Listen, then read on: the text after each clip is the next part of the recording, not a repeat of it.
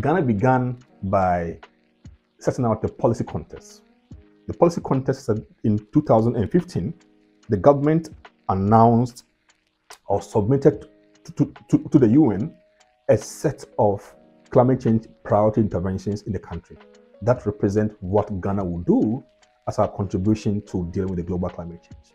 And as part of that, the Ghana government announced its intention to use the carbon market as one of the means of tracking or dealing with climate change in Ghana. So that's the first part.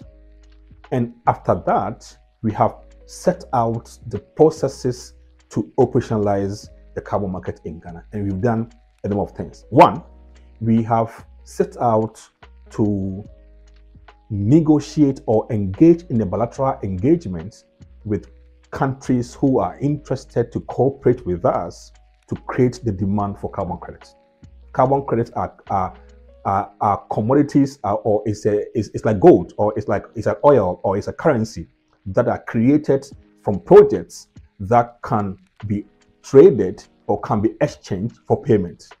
So we've spent some effort in the last 3-4 years to negotiate or to engage bilaterally with countries that are seeking to purchase carbon assets from Ghana.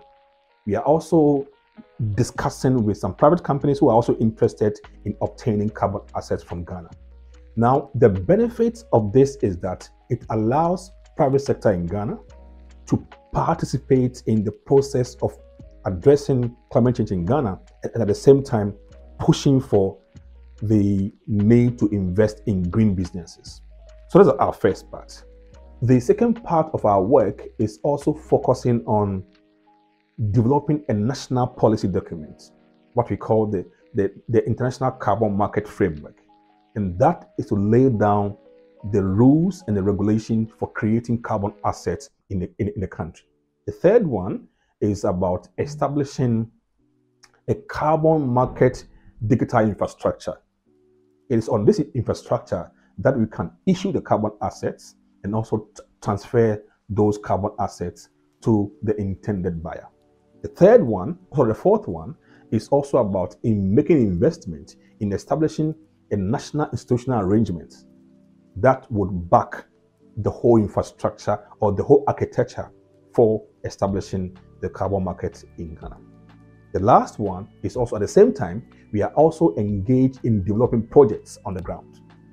So it's not enough to sign bilateral agreement. It's not enough to come up with a bilateral or a framework, but it's important to see how you can translate these ideas into practical investments on the ground. And we think that the carbon market process can really unlock investments into green projects in the country and create jobs for Ghanaians.